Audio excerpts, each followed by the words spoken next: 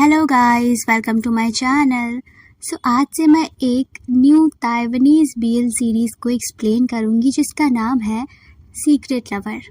और आज से ही ये ऑनगोइंग स्टार्ट हुई है, तो होप आप लोगों को ये अच्छी लगेगी। एंड आप लोग अगर मेरे चैनल पर नए हैं तो सब्सक्राइब ज़रूर कीजिएगा। तो चलिए एपिसोड की स्टार्टिंग करते हैं। तो हमें एपिसोड के स्टार्टिंग में दिखाया जाता है हमारे दोनों मेन लीड को, लू जिन और तुओ को। तो वो लूजिन को एक वॉशरूम में लेकर आता है और उसे किस करना स्टार्ट कर देता है। तो लूजिन उसे रोकते हुए कहता है कि ये तुम क्या कर रहे हो, प्लीज़ रुको ना। तो वो कहता है तो क्या तुम रुक सकते हो, और फिर वो उसे फिर से किस करना स्टार्ट कर देता है। और ये सीन यहीं पे ख़त्म होता है और सीन शिफ्ट होकर के बचपन में जाता है जब ये लोग फर्स्ट टाइम मिले होते हैं। तो एक लड़का एक लड़की के पीछे भाग रहा होता है और वो उसे रुकने को कहता है, जिसका नाम ली शाओ होता है। और तभी वो उसके पीछे भागते भागते रुक जाता है क्योंकि वो और भाग नहीं सकता था, वो काफ़ी क्यूट और छोटा सा था। और तभी वो हमारे मेन लीड यानी कि थुओ को देखता है जो कि अकेले बैठा होता है पेड़ के नीचे।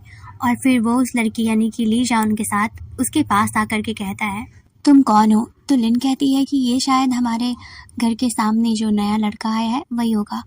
तो लू उससे खेलने के लिए पूछता है और फिर तीनों खेलने के लिए आ जाते हैं, जिसमें लीन दुल्हन बनी होती है और लू उसका दूल्हा बनना चाहता था। लेकिन वहाँ पर तो अब थू भी आ चुका था।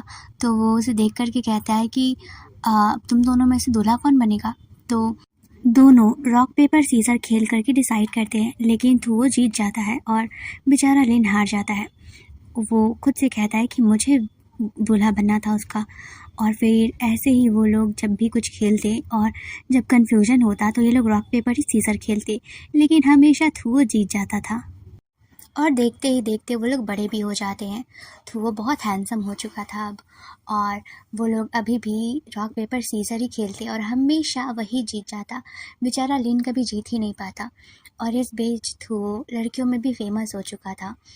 एक दिन लिन अपनी क्लास में बैठा होता है और उसके बगल में एक लड़की बैठी होती है। तो वो उसे सेमेस्टर के बारे में ही पूछ रहा होता है। तो वो लड़की उसके काफ़ी क्लोज आ चुकी होती है, जिस वजह से जो लिन होता है उसकी धड़कनें तेज़ हो जाती है, क्योंकि वो कहीं ना कहीं उस लड़की को भी पसंद करता था।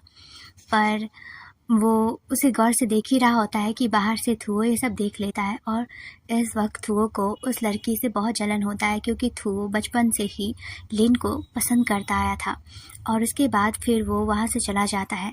फिर बाद में जो लिन होता है उसके पीछे भागते हुए आता है और वो कहता है कि देखो तुम लड़कियों के आसपास ही रहते हो ना, तुम्हें पता होगा, तो तुम क्या मेरी हेल्प कर सकते हो। प्लीज़ मेरी गर्लफ्रेंड बनाने में मेरी हेल्प कर दो, मैं उसे कन्फेस करना चाहता हूँ लेकिन मुझे नहीं पता है। देखो आज से पहले तुमने कभी सुना है कि मेरी कोई गर्लफ्रेंड रही हो। मैं हमेशा से सिंगल रहा हूँ, तुम्हारी तरह नहीं। देखो तुम्हारे पास हमेशा से ब्यूटी है, हमेशा तुम्हारे पास लड़कियाँ आती जाती रहती है और तुम्हारे पास इतने सारे अपॉर्चुनिटीज़ रहती है। तो वो जो थुओ होता है वो कहता है तुम मुझे कॉम्प्लीमेंट दे रहे हो या फिर मेरी इंसल्ट कर रहे हो। तो वो कहता है कि नहीं, मैं तुम्हें कॉम्प्लीमेंट दे रहा हूँ, प्लीज़ मेरी हेल्प कर दो। और ये सुन करके वो आगे बढ़ जाता है, वो कुछ रिप्लाई नहीं करता।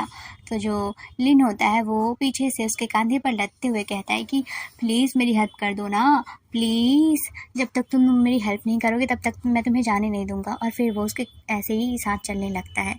वो उसको अपने कंधे पर बिठाए ही जो लिन का दुकान होता है, मतलब ग्रोसरी स्टोर, वहाँ पर आ जाते हैं, जहाँ पर जो लिन के डैड होते हैं वो देख लेते हैं और वो कहते हैं कि थुओ उस बड़े से बच्चे को अपने कंधे से उतारो, वो बच्चा नहीं है, तुम उसे बिगाड़ रहे हो। वहाँ पे उसकी मॉम भी होती है, तो वो भी कहती है कि हाँ देखो ना, ये तुम पे लदा हुआ है, ऐसे तुम्हें भारी फील नहीं हो रहा, देखो तुम थक जाओगे। और फिर वो उसकी फ़िक्र करने लगते हैं, जैसे कि जो लिन होता है वो उसे देखते हुए कहता है, मॉम डैड मैं आपका बेटा हूँ, आप मुझे ऐसे कैसे बोल सकते हो। और फिर जो थुओ होता है वो मतलब वहाँ पर जाता है, वो कहता है कि अंकल मैं आपकी हेल्प कर देता हूँ। और फिर वो दुकान में हेल्प कराने लगता है। और बेचारा लिन सुन चुका होता है अपने मॉम डैड से, तो वो कहता है कि देखो वो स्टूपिड है, वो हमेशा अच्छे बच्चे बनने की एक्टिंग करता है, ऐसा बिल्कुल नहीं है, मैं तो बहुत अच्छा हूँ। वो तभी उसकी मॉम खाना ऑर्डर करने को कहती है, तो वो जल्दी से फ़ोन लेता है। उसका मुंह बना हुआ था, वो गुस्से में जल्दी जल्दी खाना ऑर्डर कर देता है, लेकिन खुद के लिए। तो उसके मॉम डैड कहते हैं कि क्या हम दोनों नहीं हैं। तो फिर वो सिली से स्माइल देते हुए कहता है कि मैं भूल गया था।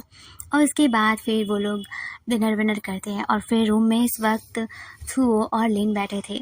तो थुओ कहता है मैं तुम्हारी हेल्प करूँगा लेकिन मुझे एक चीज़ क्लियर जानना है तुमसे, तो बताओ। तो वो कहता है कि हाँ तुम पूछो ना।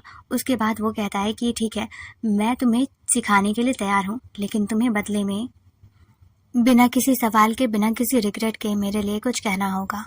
तो वो उस क्वेश्चन को रिपीट करता है। तो वो कहता है कि ठीक है मैं कर दूंगा, मैं बिना तुम पे कोई डाउट करूंगा, ना ही किसी चीज़ के लिए रिग्रेट करूंगा। तो ये सुनने के बाद वो कहता है कि कहो कि तुम मुझे पसंद करते हो। तो वो उसे देखने लगता है और फिर उसे अपना प्रॉमिस याद आता है। तो वो कहता है कि यस, मैं तुम्हें बिल्कुल पसंद करता हूँ। उसके बाद वो उससे पूछता है कि तो तुम उस लड़की से कब कन्फेस करने वाले हो। तो वो कुछ सोच करके कहता है कि जब वेलकम पार्टी होगी ना, उसके बाद ही।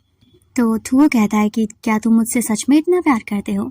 तो लिन कहता है कि अब कैसे नहीं करूँगा, देखो तुम भी तो किसी लड़की से प्यार करते हो ना स्कूल टाइम से, और फिर मैं भी करता हूँ, और तुम उसे ऐसे फुल नाम से क्यों बुलाते हो, तुम तो उसे बचपन से जानते हो ना। तो वो कहता है कि तुम्हें सच में पता है ना कि पसंद करना किसी को क्या होता है। तो लिन कहता है कि हाँ बिल्कुल, पसंद करना मतलब जैसे कि, और वो चुप हो जाता है। तभी थुओ उससे कहता है जैसे कि क्या, और वो उसके करीब आने लगता है जैसे कि क्लास में टीचर की ज़रूरत होती है। फिर थुओ उसके तरफ झुकते हुए उससे कहता है कि ठीक है, तो तुम मुझसे कल क्लास के बाहर मिलना, मैं वहीं पर तुम्हें बताऊंगा। और उसके बाद फिर वो चला जाता है। फिर नेक्स्ट डे जहाँ पर थुओ उसे बुलाया रहता है तो वो जाता है मूवी देखने के लिए। तो वहाँ पर भी वो किसी लड़की से बात कर रहा होता है, जिसे देख करके लिन कहता है कि आज भी ये नई लड़की के साथ बात कर रहा है, इसका अच्छा है। और तभी थुओ उसे देखता है और फिर वो उसके पास आता है और उसे टिकट देते हुए कहता है कि हम साइंस मूवी देखेंगे। और फिर बाद में लिन समझ जाता है कि जो उसकी बचपन की फ्रेंड है जिसे वो प्रपोज करना चाहता है, उसे साइंस मूवी ज़्यादा पसंद है। उसके बाद फिर वो लोग मूवी थिएटर में आते हैं और बैठ करके मूवी देख रहे होते हैं।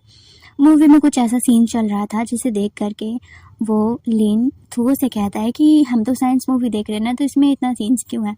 तो वो कुछ नहीं कहता और अपना हाथ उठाता है और फिर उसके जांघ पे रखते हुए सहलाने लगता है।